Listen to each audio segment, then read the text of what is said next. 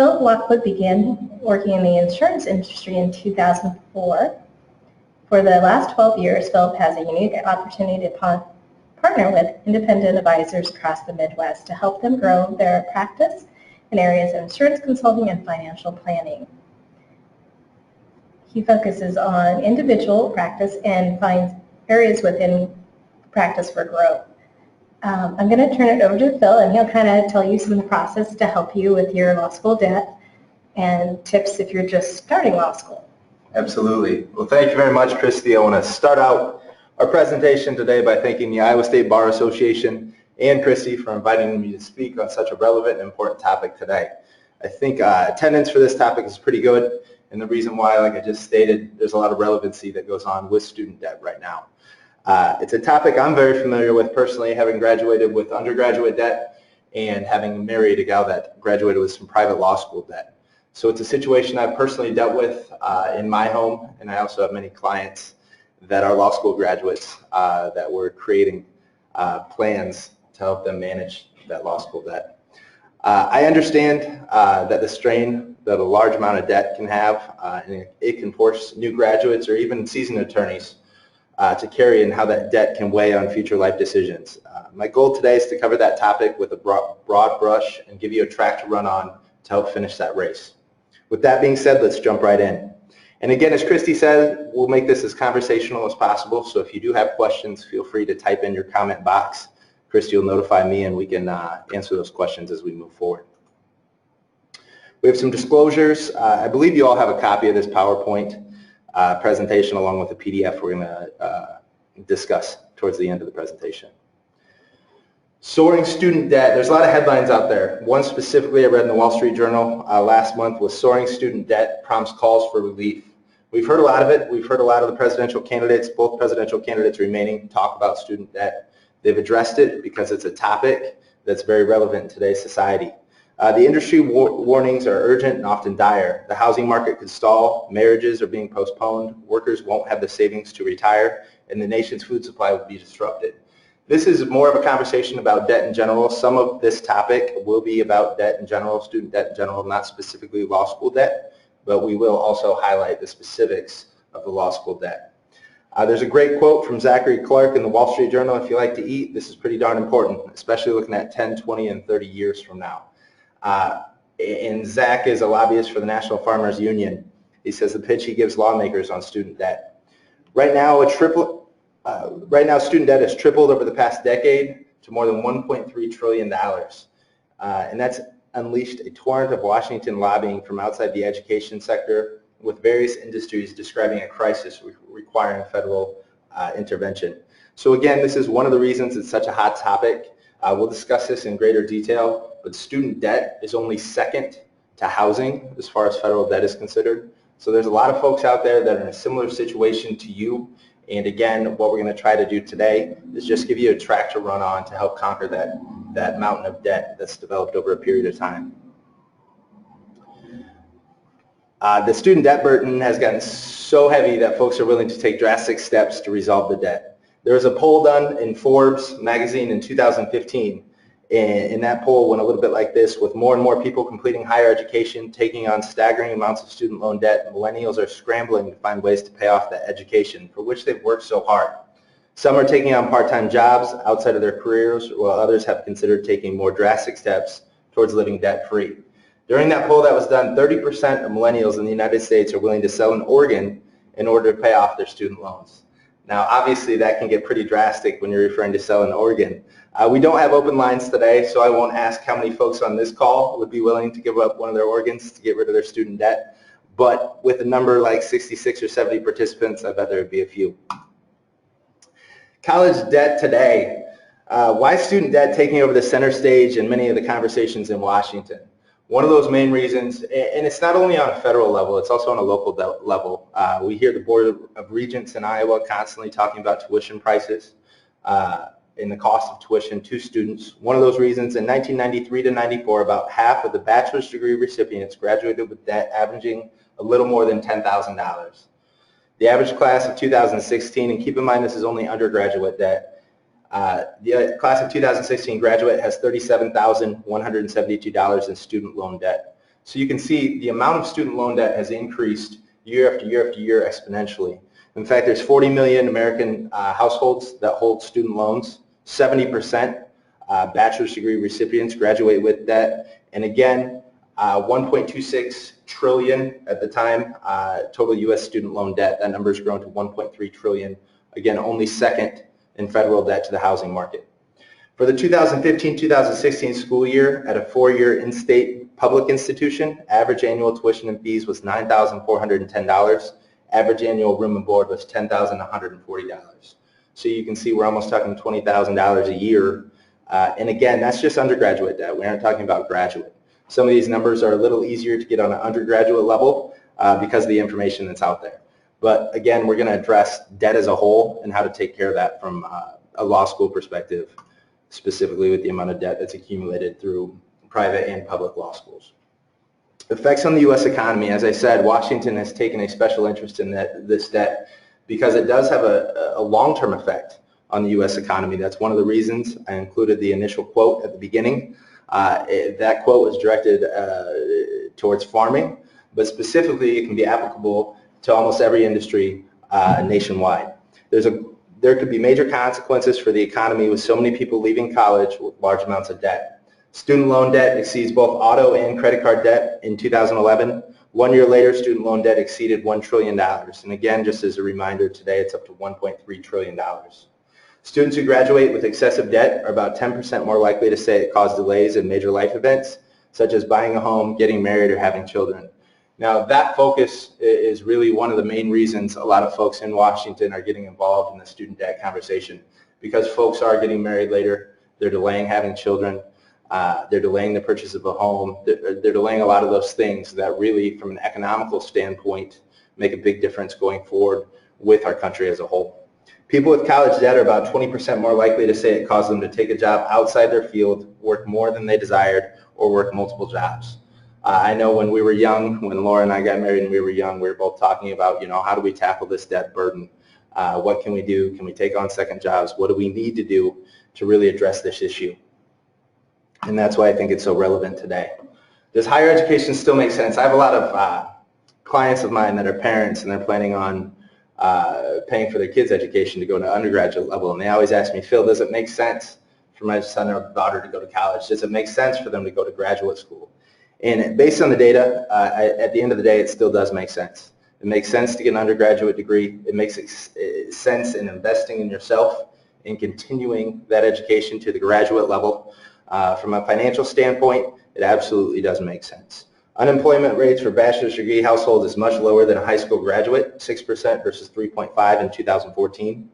Median annual earnings for bachelor's degree holders compared to high school graduates in 2014 were $23,000 higher. Again, if you take that to a graduate level, it's significantly higher, the earning potential you're going to have. Despite the debt, college education remains a seemingly worthwhile personal investment for those who graduate. Financial advisors can help calm the storm of paying off student loan debt. It's one thing important. We're going to talk about a lot of actionable items that you can take today to help reduce that law school debt. We're going to give you a lot of tips and hints and tidbits and things that you can apply. But with that, my goal today is to give you a track to run on, to give you a plan, to give you the conversation pieces needed to go sit down with a financial advisor on a one-on-one basis and have that conversation about your specific situation. Everyone's situation is a little bit different. So again, we're going to be painting with a broad brush today, but with the idea that we're going to give you enough information to both make some actionable items and decisions to help reduce that debt, but also to have that conversation with a local financial advisor or someone you're comfortable with. Let's break it down in perspective from a microeconomic level. A cup of coffee. I know I stopped at Starbucks and got a cup of coffee today. I know a lot of students. I live in the Drake area. I know a lot of students tend to go to Smoky Row. It seems like one of the most, one of the best business models out there because it's constantly packed. I know there's a few new coffee shops on campus. There's a scooters that we'll walk to every now and then. So I broke it down with the cost of a cup of coffee from a student loan perspective. What does that cup of coffee actually cost you? And this is going to be very applicable to a lot of the folks that are still in law school. If you go to Starbucks, get a nice beverage of your choice for $4. I'm not sure you can buy anything at Starbucks for $4 these days, but if you can, in the event you can, Beverage of your choice for $4 as a first-year law student using student loan at a 6% interest rate. That cup of coffee, when you go to pay it back 20 years later, so 20 years of accumulating interest, assuming you do pay it back, will now cost you $13.05. It's an easy concept. It might be a little out there. You may end up paying for that cup of coffee a lot quicker than that 20-year period, but it does go to show compounding interest and how that either can work for you or can really work against you. So that $4 cup of coffee could cost you $13.05. There's a study done, I don't know how many coffees you drink in a year, but if you truly look at how many cups of coffee you're buying in a year, and if you're not currently working, which I know it can be difficult to do, especially with a graduate degree, if you're not currently working, then that cup of coffee that's coming from the student loan money with the compounding interest can end up costing you a lot over the long term. 10 tips on debt repayment.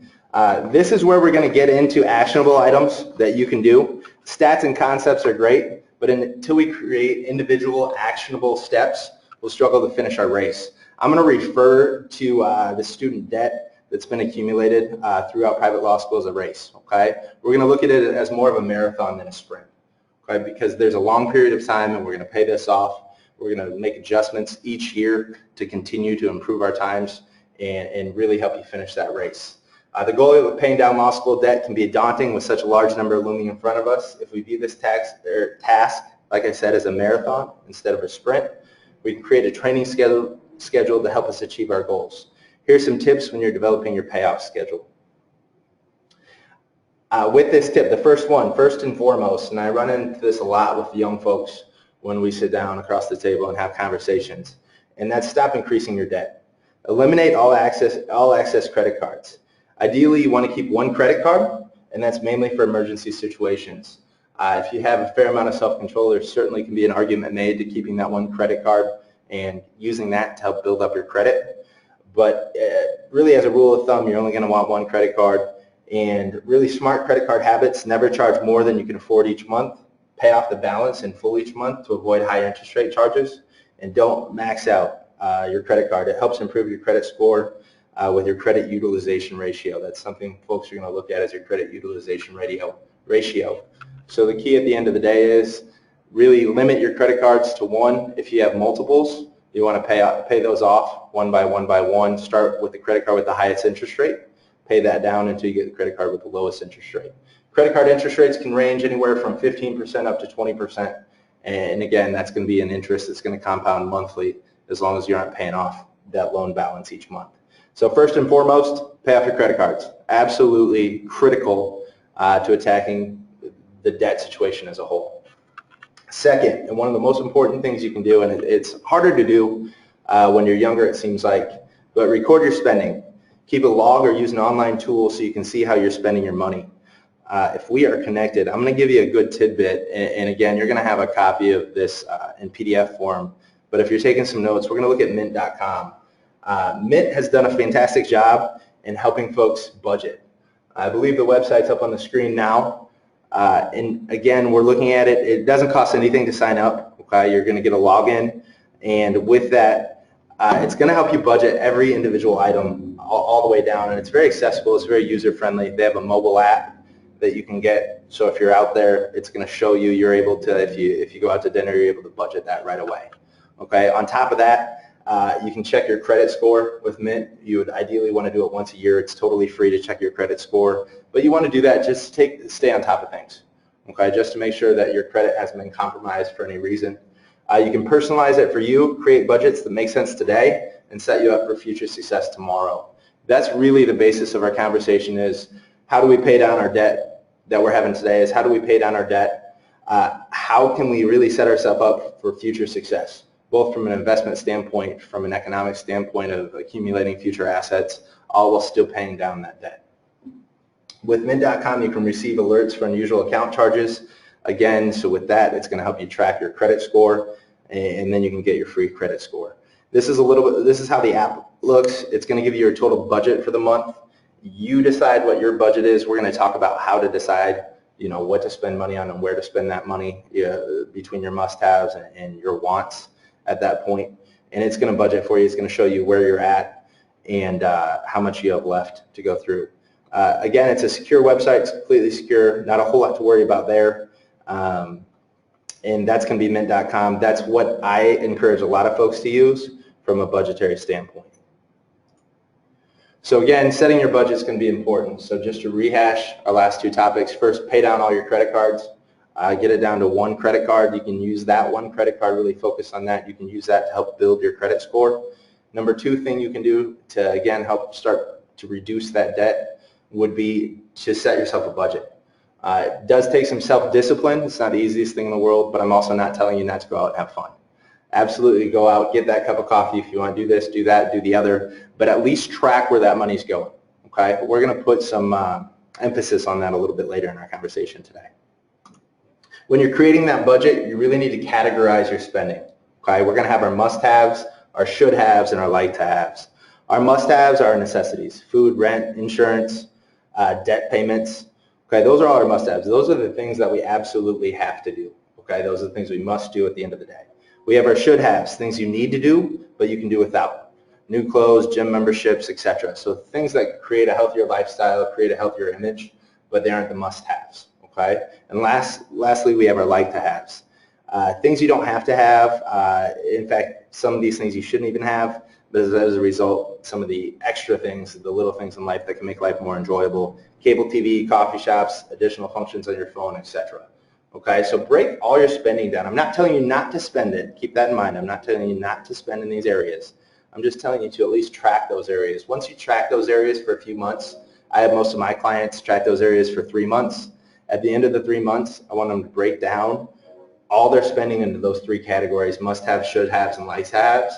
And then from that point, a lot of folks will be able to take off some of those like-to-haves once we put an emphasis on, okay, every dollar that you're putting towards debt, every dollar that you're putting towards your law school debt, that's future income, future savings, future retirement, future down payment on your house that's going to really get to your end goal of retirement one day. So again, continuing on that same track, 10 tips for debt repayment.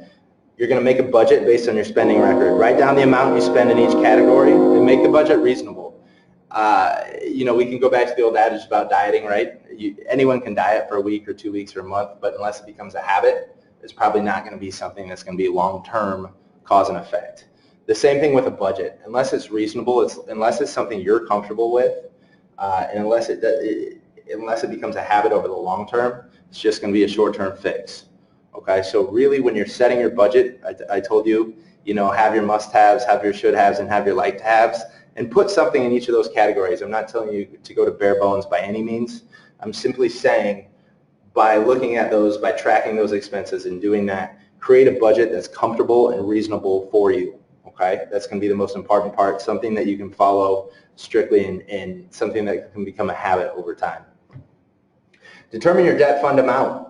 It's tough to pay something off when you don't know the amount that you have to pay. It's tough to pay something off when there's no goal in mind. It's tough to pay something off when there's no end game. Okay, so determine your debt fund amount. Based on your new budget, there'll be areas of spending which can be cut back to provide extra money to put towards your debt. Be realistic, and realistic is one of the most important words in this whole phrase. Be realistic and come up with a budget amount that enables you to live. You want to live your life. You've studied hard for a series of years. I know from my wife's perspective, I know what an investment it is, both financially, emotionally, and mentally, to go through law school, and you should be celebrated for that accomplishment. Okay, so you want to make a budget that enables you to live the life you want to live. We're just going to put a little more emphasis, and we're going to show you from a mathematical perspective later in this conversation. Every dollar you can take off that list of like-to-haves and put towards debt will show you what a difference that can make in the long term. Determine how much you owe and to whom. I know with law school debt it can be a daunting task. You have both federal and private loans. It can be tough to keep track of what money's going where, what your interest rates are, etc. Create a spreadsheet including the name of the creditor, your total balance, your minimum monthly payment, and your interest rate. I would add to that, create what you're actually paying to each of those debt columns. Okay, so it doesn't have to just be the minimum rate, but what you're actually paying currently if you're paying more than the minimum. Prioritize that debt. High interest rates or past due debt is a priority. So really when you create that spreadsheet of debt, sort it by interest rate. Don't sort it by amount, sort it by interest rate. It's a very important statement because a dollar is a dollar. It the amount doesn't matter as much as the interest rate does, okay? So sort of a highest interest rate first, even if it's one of your lowest debts amounts, let's say it's a $5,000 amount of a $100,000 debt, if it has the highest interest rate, that's going to be what you want to pay off first, okay? So sort by interest rate and then pay off the debt with the highest interest rate. Briefly coming back to credit cards, I haven't seen a credit card yet that has a lower interest rate than student debt. Okay, student debt can get up high. I understand that the interest rates can get high, but I've never seen a situation where a credit card has had a lower interest rate than student debt. So if you do have a credit card, that needs to be priority number one, paying down that debt. Otherwise, it's going to continue to compound year after year after year and snowball out of control. Okay, so prioritize your debt based on interest rate. Pay it off. Apply your budget debt fund to your debts. The extra money should go towards debts with the highest priorities. So you're going to create your budget, and at the end of the day, you may have some extra money. I don't know. Maybe you got to raise at work, whatever that was. You have some extra money. Put that extra money towards your debt with the highest interest rate. Okay. So with that, again, we're just trying to pay down that debt with the highest interest rate. Continue with the process until you eliminate your debt. There needs to be a sense of accomplishment. As a society, we enjoy immediate gratification, right? If we aren't getting immediate gratification for something, it makes it tough to continue down that process. So as you short your debts, celebrate your victories. When you get one debt of let's say you have 5 or 6 different debtors, when you get one of those accomplished or taken care of or crossed off that list, go out and celebrate. Do something fun, splurge a little bit, because you have to celebrate your accomplishments to continue down the road of success. Okay, so as you do that, as you eliminate debt, celebrate those accomplishments. Don't give up. It took a while for this debt to accumulate. It certainly will take a while to pay it down. Okay, additional resources, like I said earlier, talk with a financial advisor about ways to help eliminate that debt. That can be very important. You really have to create, like we talked about, if we're viewing this as a marathon. I'm personally not a runner, and my wife could tell you I probably never run more than 4 miles in my life. But that being said, I know plenty of runners out there and folks that are marathon and ultra marathon runners, and I don't know one of those people that just got up and said, I'm going to run 5 miles today, I'm going to run 1 mile tomorrow, I'm going to run 2 miles the next day, and then I'm going to go run a marathon. They have a very strict schedule about how many miles they're going to run each day. They have a strict schedule about what they're going to eat, about how they're going to rest, etc. Really creating a regimen or a payoff plan, a schedule, a track to run on is one of the most important things you can do. Okay, so even before you create that track to run on, you really need to look at where your spending is going. So number one, again, create your spending chart of must-haves, want-to-haves, and then kind of fun money. Create that spending chart, figure out where it's going. That's number one thing. Number two thing to do is create a budget. Use a tool like mint.com creates for you to create that budget. Figure out where your money's going on a monthly basis. You'll be amazed at how much money goes towards frivolous items, would probably be the best way to put it. So look at where that money's going, figure out where it's going. After that, now that you're conscious of where that money's going, then at that point figure out which things you can do without and apply that towards some of your debt so you can celebrate those small victories as you cross off those debtors one by one by one. Okay? And none of this really means anything if we don't have a purpose, right? If you set a goal, everyone that sets goals has a purpose of why you want to achieve that goal. Whatever your goal is, whether it be financial, family, career, religious, whatever those goals are, there's always a purpose. There's always a why. Why are you trying to accomplish this? Okay, so set yourself goals, when to pay off this debt, reward yourself as you pay off that debt incrementally, and then at the same time, pay with a purpose. Have a purpose. Every dollar you have going somewhere, I want you to know where it's going and why it's going there. Okay, so if I have a dollar going to the debt with the highest interest rate, that's exactly why it's going there, because it has the highest interest rate, and I'm looking to pay that debt down. Once I pay that debt down, maybe I begin saving for a home down payment or whatever it is. You know, set those future goals. Don't specifically only focus on your debt. We're going to talk about this later and get in greater detail, but you're also going to focus on your assets you can accumulate. Because if you spend 15 years paying down a 20-year loan, but you don't save any money in your 401k, you don't have a home, you don't have any of those things, then you're starting behind the 8 ball on that side of things, okay? So we're going to talk about really that balance when we go forward. But this conversation is pay with a purpose. First thing we need to do is create our finish line, right? We've referenced a marathon, we've referenced a race. Well, it's tough to run a race or to finish a marathon if you don't know where the finish line is. Okay? So create your finish line. That's the first and foremost thing when we go forward after your budget's done. We create our finish line. We see, okay, based on our current payments, everything's structured out. You have everything in your Excel spreadsheet. Based on our current payments, my finish line is 2030, 2035, 2040, 2025, whatever that is, based on your income and the amount of your money you're applying to those debts, the amount of that debt and the interest rate. Create your finish line, okay? That's going to be one of the more important things. I'm going to give you a tool. It's a financial calculator we're going to look at that shows you when your finish line is, okay? So we do this by figuring out our payoff date. We can use some of the previous tips we talked about to shorten our race, okay? That's the key is, okay, we created our finish line, let's say it's 20 years from now. How do we shorten our race? I don't want to do this for 20 years. How can I do this for 15?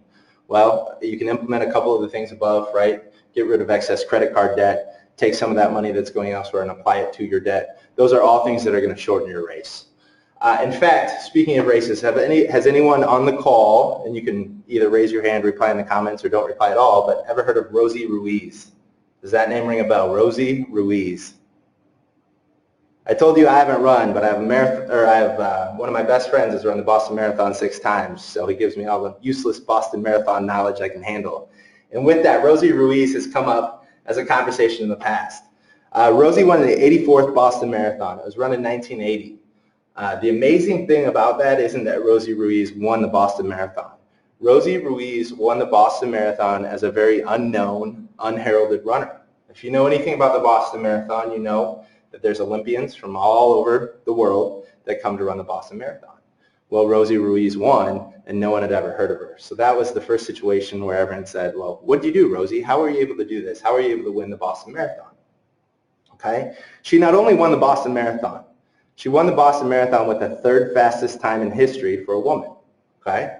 So on top of that, she not only won the marathon, she won with the 3rd fastest time in history for a woman. If you have any runners on the call today, she won in 2 hours, 31 minutes, and 56 seconds. So with that being said, she won with the 3rd fastest time ever recorded for a woman in the marathon. She completed this amazing accomplishment only to have it stripped from her 8 days later, after the race was discovered that she had not run the entire course. Rosie Ruiz goes down in history because she cheated at the Boston Marathon and was found out years later, or not even years later, days later, that she had cheated on that marathon, okay? They interviewed her after the race. She didn't have any recollection of people yelling, of different landmarks on the race. That was the first tip-off, is a normal runner on that race knows different things that Rosie didn't know. But the question they were trying to figure out in 1980 was, how did Rosie Ruiz cheat on this race to get the 3rd fastest time ever? They published the information that we think she had cheated. In fact, it did come out that she took a subway train from Cambridge to Boston, a few miles to the finish line, and then just crossed the finish line at the very end, making it look like she had run the full marathon. Okay? Well, in no way do I condone cheating by any means. We want to look at, as we go forward, we want to look at an acceptable way that you can Rosie Ruiz or shorten your personal debt marathon. Okay? So as we move forward, what we're going to look at, we know how far a marathon is. We know it's 26.2 or 4 miles, whatever that number is. We know how long that marathon is. When we look at the student debt calculator, we know how long your payoff is based on your current payments. Our goal is going to be to shorten your race today. Okay, so we're going to give you some actionable items that you can use today to help shorten that race that you're running, which is paying off that student debt. First of all, pay with a purpose. Do the math to find your payoff date. Consider consolidation or refinancing. Consider jobs that offer forgiveness of student debt, and be strategic about your debt. Okay?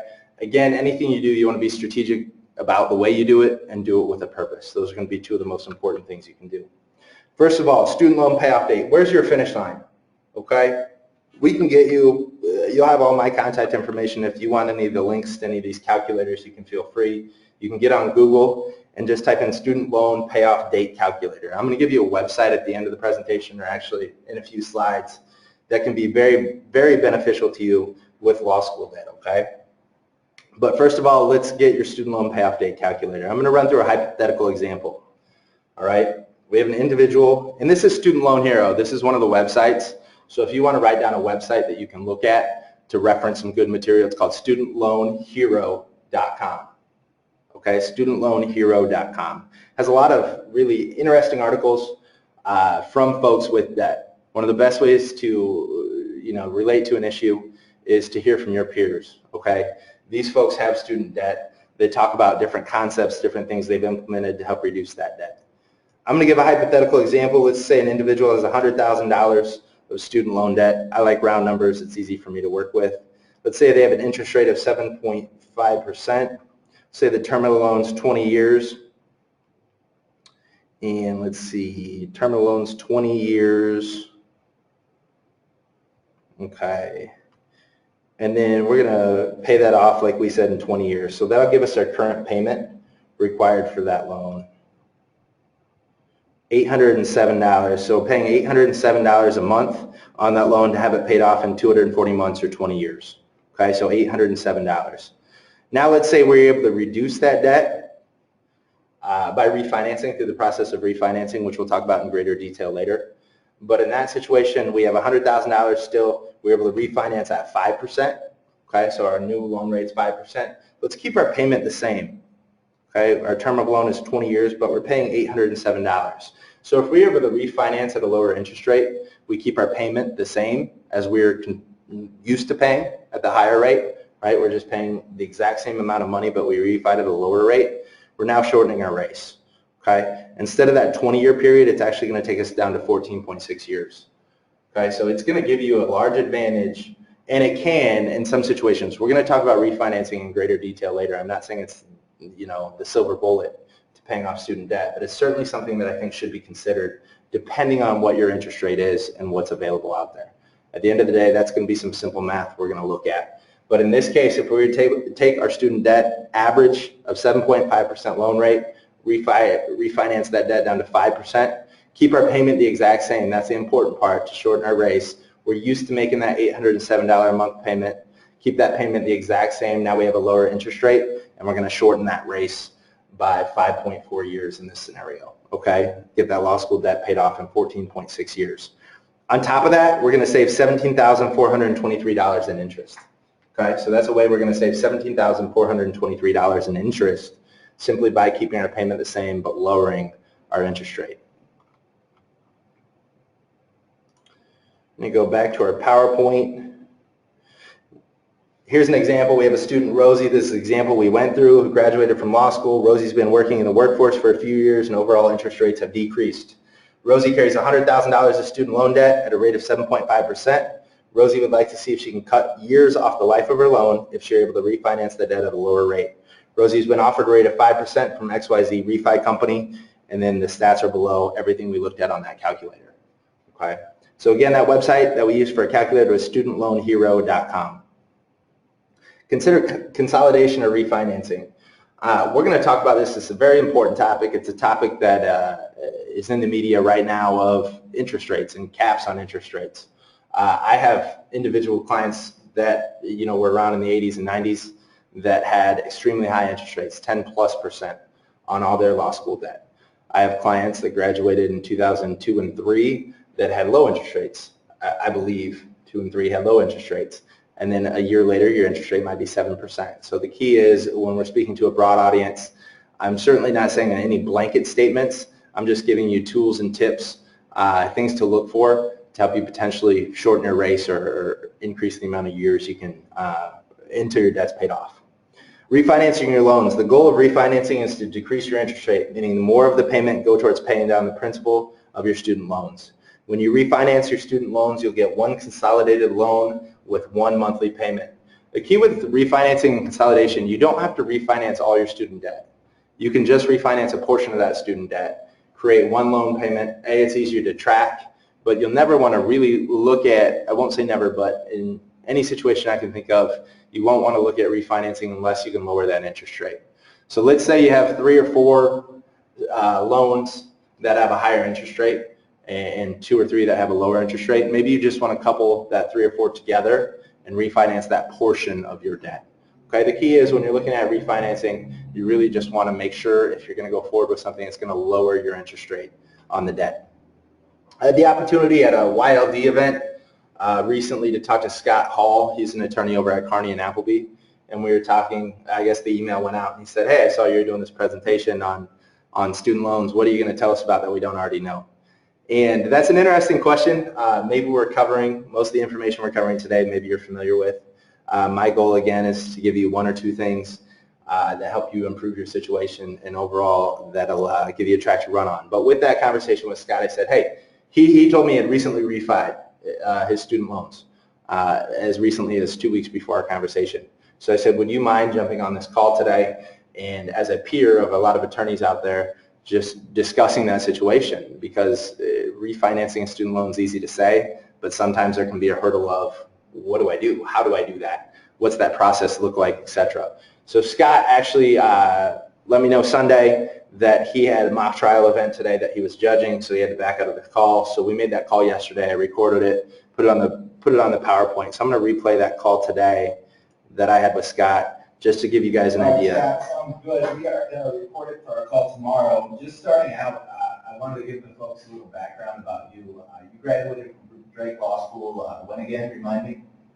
I graduated Drake Law School in December 2008 and sat for the February 2009 bar. Got my license in April 2009. Fantastic. And you're currently practicing at which firm? At Carney and Appleby, I'm a partner here. I've been since 2013. Then with Carney and Appleby, my whole career, except for 1 year, I went over with Gildetti for a 12-month period and came back. Good deal. It sounds like you have a good fit where you're currently at. I wanted to talk to you a little bit more about your refi process. As you know, the purpose of this call today is just to talk about student loan debt as a whole, specifically graduate law school student loan debt. And you and I were able to have a conversation a few weeks ago, and you had mentioned to me that you had been able to refinance some of that debt that you were carrying as a result of the law school degree. If you wouldn't mind getting into a little, giving us a little more detail on that. Specifically, one of the reasons why did you choose to refi? Okay, I mean, it's real simple, it's just mathematics. My interest rate on my federally backed student loans from law school was 7.25%. And, you know, frankly, my car loan, my home loan, everything's got a way better interest rate than that by 2 or 3 points. And I was just sick of paying that level of interest on such a large amount of debt. Absolutely. And I hear that all the time from a lot of the folks. I've been lucky enough to work with a lot of attorneys in the area. And as a result, you know, you will find some that have low interest rates, 1 and 2%. We'll find a lot of others that are in the 7% plus. And then even some folks I've worked with from, they graduated in the late 80s, early 90s that are, you know, 10% plus. So with those, I think refinancing can make a lot of sense. And like you said, Scott, it's really just simple math. You just looked at what your interest rate was at and what you were currently able to refi at. And if you don't mind, you refinanced pretty recently, is that correct? Yeah, I just refinanced. Actually, I mean, I even made my first payment on the refi that comes in November. So I think I finalized my refi a couple weeks ago. Okay, what was that rate? Rate is 5.24%, but I'm going to be paying 4.99% effective rate with an auto debit. Yeah, fantastic. Great. And with that, how did you pick a company to refi with? You know, the first thing I did was talk to my local banks. I do a lot of work with banks through my practice, so I know 3 or 4 bankers and have really good relationships.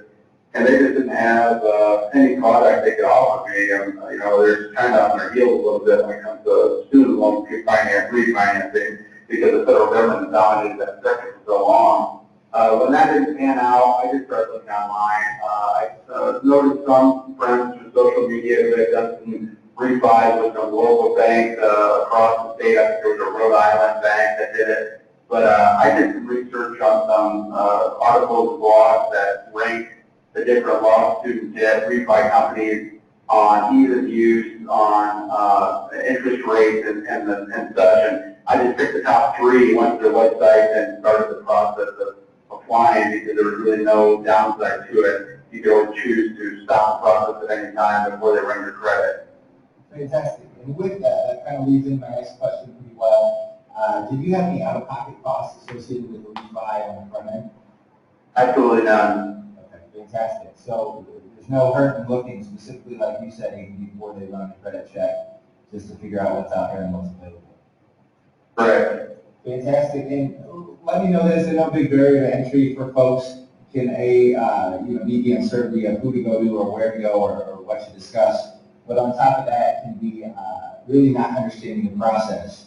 So as far as the process went, was there significant paperwork involved? How long until you were approved? If you have a couple minutes, walk us through that process.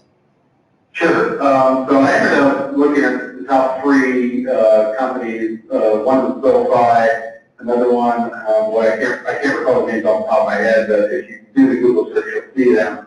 But essentially, the process is pretty streamlined for those companies. You go online, create an account, and you fill out an application like you would any other loan application for a mortgage or a car or anything like that, but it's all online.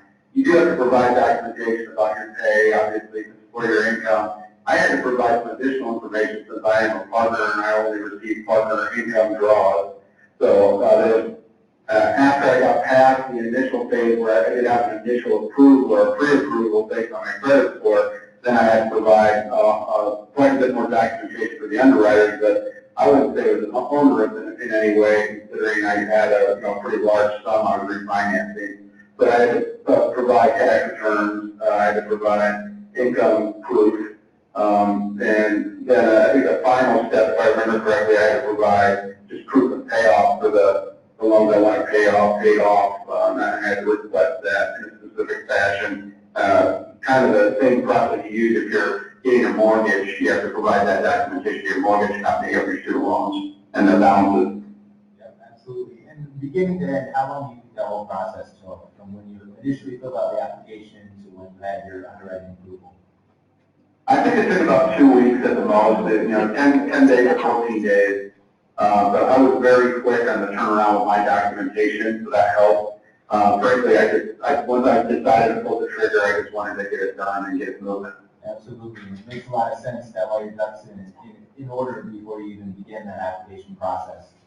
To have those tax documents and to have the proof of income, etc., in place to help speed up that process. You bet. Well, Scott, fantastic. Thanks for your time today. We certainly appreciate it. I know a lot of folks will have interest in this specific section of our conversation tomorrow. And again, thank you. We appreciate it. You bet. So can I say one more thing? Absolutely. I just want to make sure the only downside really to refinance your federal student loans, as I'm sure you're going to discuss, is that you lose some federal protection, forgiveness at debt, income-based repayment plans, really simple deferment, hardship waivers. Those will vary depending on who you refinance with. Frankly, my decision wasn't based on that. I carry life insurance, I carry disability insurance.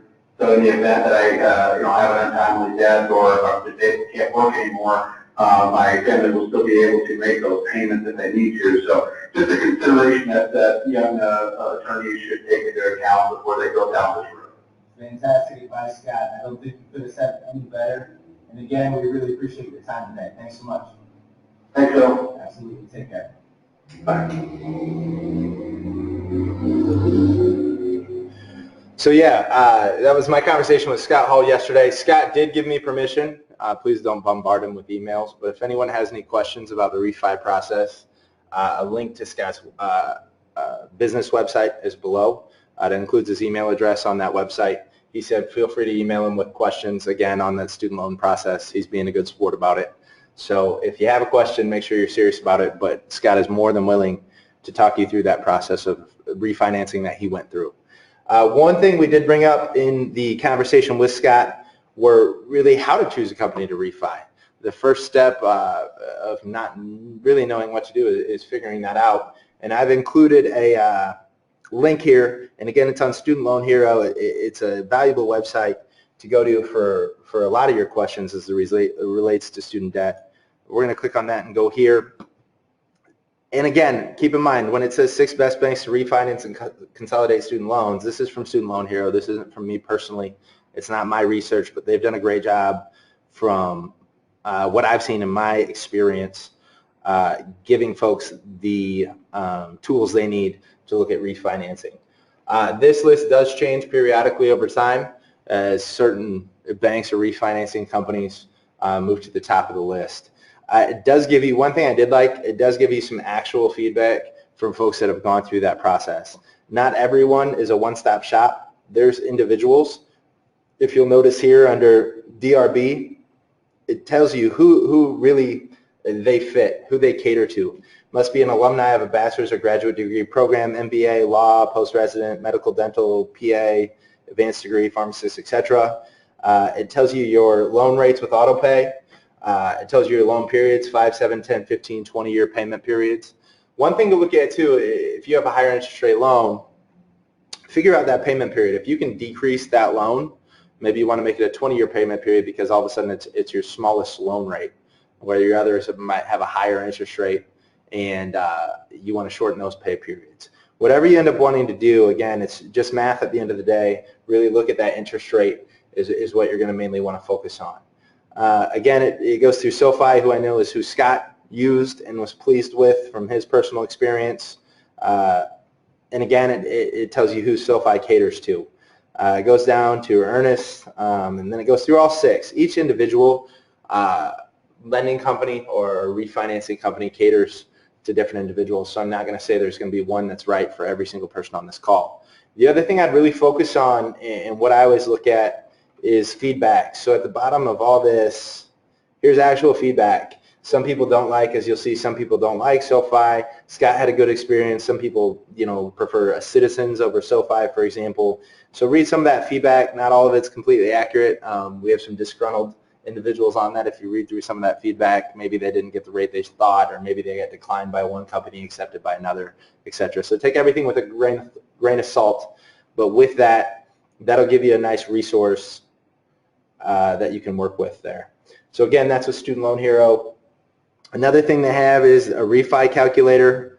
I'll open that quickly. So when you're deciding to refi, Scott mentioned one important thing: you're only going to want to refi that debt you can get a lower interest rate on.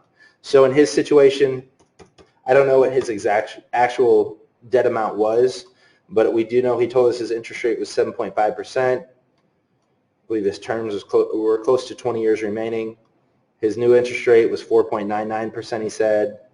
If we kept that new term the exact same as his old, we'd just be decreasing his monthly payment. So in that case, we can decrease his monthly payment from $806 to $659. So monthly savings of $146, overall lifetime savings of $35,000 just by doing that refi that he actually did. And again, he did that refi only a few weeks ago. His first payment, like he said, was in November. The other thing you could do is shorten up the number of years. So again, if you want to say, okay, I'm currently paying 7.5%, I want to repay this loan in 16 years instead of 20. I want to shorten that race or shorten that payment period. You can see your monthly payments can still go down a little bit from $806 to $757, but again, you're shaving off 4 years of that total repayment period. So if you're in a higher interest rate, as far as your loans are considered, you may want to consider consolidating some of those high interest rate loans, going out to the private market, and figuring out what you can refinance those loans for. I appreciated something Scott said at the end when we were done with our conversation. He asked if you could say one more thing. And what he said was very important. Before you consider the refinancing process, here's a few things you'd certainly want to think about before you make that decision. Through the process of refinancing, you're essentially applying for a private loan. If you've already have private loans, that might not be an issue. But if you have federal student loans, you'll give up a lot of your federal student loan protections, including income-driven plans. I know income-based plans can be a big deal for folks when they're first out of law school. You take that first job, maybe your income's not what it'll be in 5 years. As a result, you want an income-driven repayment plan. You won't be able to do that if you refinance, okay? So those folks that are on income-driven plans that need that right now, refinancing might not be the best option for you. Pay as you earn and more. You might need these options right now, but you might not need them right now, but if times get tough, they could be a lifesaver. So that's certainly something to consider. Another area is loan forgiveness. Federal student loans have some loan forgiveness options through the Public Service Loan Forgiveness Program, the Teacher Loan Forgiveness Program, and more. Though loan forgiveness with these options have their own set of terms and conditions, loan forgiveness will not be an option at all if you refinance those loans. Okay? Information for that stuff can be found. Again, I have a link at the bottom of that PowerPoint. You can look there for some more information on that. More things to consider when refinancing. Deferment and forbearance. If you fall on serious financial hardship, postponing your payment through deferment or forbearance can help. However, if you refinance, you may have limited options to postpone your payments. When you refinance student loans, you're working with a private lender and forfeit federal protections offered to you with the federal student loans. This doesn't mean that you shouldn't look into refinancing as a viable option, but it's something to seriously consider. And lastly, the process of refinancing is irreversible. So you can't go back and obtain these benefits at a later date. Once you refinance, you're going to be with your refinance company for the duration of your repayment. Again, we have some information down below there, a link that can give you more details on that. One thing I will say that Scott brought up that I thought was very important is the fact that when he decided to refinance, if he were to pass away or become disabled, he still had to make those payments where, as I understand, under the federal loan program, if you were to pass away, that law school debt would be expunged. So with that, Scott bought some term insurance. Okay, so he took a 20-year term policy out, and with that term policy, he's able to cover his debt needs if something were to happen to him that was unplanned. He also took a disability policy out, he mentioned. Consider jobs that offer forgiveness of student loan debt. Public service loan forgiveness. To qualify, there's two basic criteria. First, you need to be enrolled in the qualifying program, repayment plan, so you have to really be making actual payments on those loans. And second, you must have made payments for 120 monthly payments. Okay, so roughly 10 years of payments have to be made towards that loan to qualify for the forgiveness of student debt.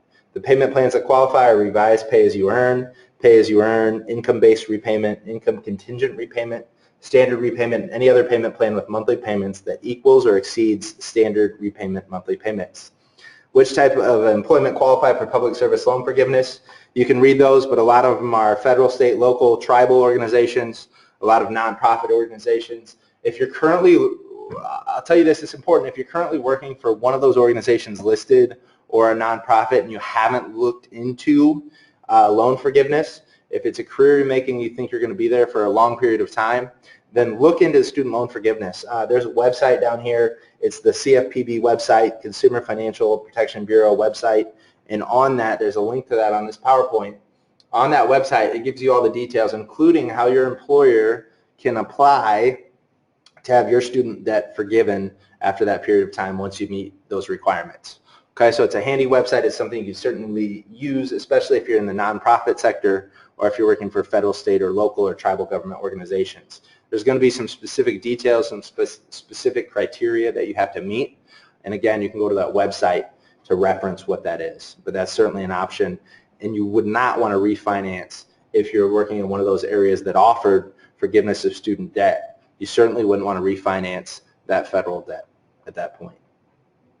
Again, earlier in our conversation, I said be strategic about the debt. Tax deductions. Most folks in their early working careers get a student loan interest deduction on your federal taxes. You may deduct up to $2,500 on your taxes each year for the interest you pay on student loans. While you must meet other requirements, generally a lot of the student loan holders in their 20s will be eligible. That's because this deduction can be taken even if you don't itemize your taxes. So if you're not at a point where you're doing itemization of your taxes, which a lot of folks in their 20s and early 30s aren't itemizing their taxes, with that, you still qualify for that student loan deduction of $2,500. There are income limits to that deduction, so there is income limit to how much you can make in a year to get that deduction. I've included a link on there. If you click on the student loan interest deduction, it's going to take you to the IRS website and give you some details on that. Also, if you sit down with a financial advisor, you can talk to him specifically about your situation, and he can let you know, if you qualify for that deduction. Another thing you can do is pay every 2 weeks. By doing it, instead of paying monthly, you can pay every 2 weeks. You're going to pay the same payment amount a month, but by doing this, you'll make a full extra payment over a year if you pay every 2 weeks instead of paying monthly. A big way to chip away at that debt to shorten the amount of years you're paying on that debt is by applying future raises to your high interest rate debt.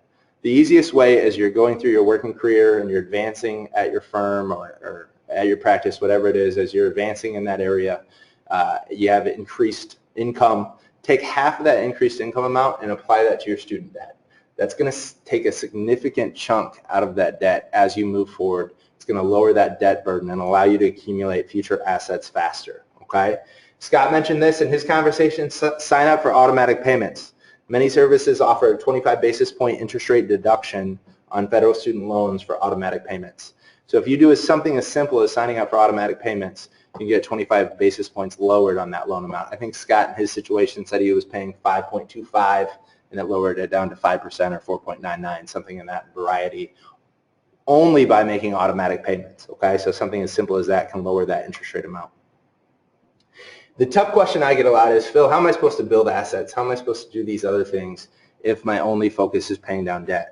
And keep in mind, part of our conversation, I said there's a lot of different things you can do. There's a lot of things that are available, but you need to start building up those assets. I'm going to give you 3 areas really quick because I know we only have a couple minutes left. I'm going to give you 3 areas that you can utilize, specifically if you're a new college graduate, you're wondering, hey, I'm thinking about purchasing a house, or does it make more sense to purchase or to rent, etc. With that, if you're looking at purchasing a house, Des Moines has a great program. It may be available outside of Des Moines, I'm not sure. We used it for the first purchase of our house. It was NFC, Neighborhood Finance Corporation. NFC in Des Moines allows you a loan in specific areas. So there's specific NFC areas that they're trying to build up the communities, have improvements on a lot of those homes. They offer a lower down payment, 5% down, optional $10,000 forgivable loan. So they'll give you a $10,000 loan as long as the improvements you're making to your house qualify under their list. There's a lot of them. One example is you can build a garage and they'll give you that $10,000 to do that, and that loan's forgivable over a 5-year period. They'll give you closing cost assistance possibly, and then you don't have any PMI. So even though you're only putting down 5%, you don't have any private mortgage insurance. Moving on quickly, one of the biggest things I can tell you to do is contribute up to the match in your 401k if you have one. Okay, if you have a 401k, contribute up to the match. If your match is 5%, really try to contribute that full 5% of your salary. Because what's happening is your employer is contributing that 5%. They're matching your 5%. So what I tell every single client that walks in my office, that's free money. Never turn down free money from your employer. Okay, so contribute up to the match first and foremost. And then after that, you want to look at vesting schedules. You want to see if you have a Roth 401k option, but contribute up to that match inside your 401k. Okay, dollar number 1 needs to go up to that match because that's free money. They're going to match everything you contribute up to whatever their matching provisions are. Lastly, Scott mentioned this, buy term insurance. If you need insurance, if you need life insurance, really if you have higher debt, 5% plus, you'll really want to look at term insurance. It's going to be the lowest cost and really protect you for what you need. Whether you're married, you have a kid, you have a home mortgage, you're doing a refinance, and you have a need for that life insurance, really look at buying term insurance. It can be incredibly cheap for what most people think out there, okay? So look at term insurance. You can do a 10-year term, a 15, 20. You can stagger your term insurance. Talk to a financial advisor about that. But really, when you come to a point in your life where you need life insurance, look at term insurance first, specifically if you're carrying a large amount of debt at a higher interest rate. I want to thank you for your time today. I certainly appreciate it. There is another PDF, a white paper that we put out at my office. It's going to be included in your materials. Feel free to look at that. It talks about really our basis of writing that was for the next generation, the millennials, Generation Y, the millennials, etc. They have a lot of different goals than their parents had, okay, than the baby boomers had.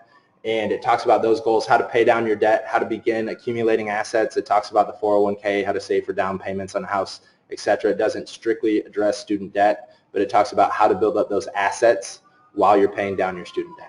Thanks for your time today. I really appreciate it. Hopefully it's been a good investment of your time. And again, I want to thank the Iowa State Bar Association for allowing me to talk to you guys today. Thanks.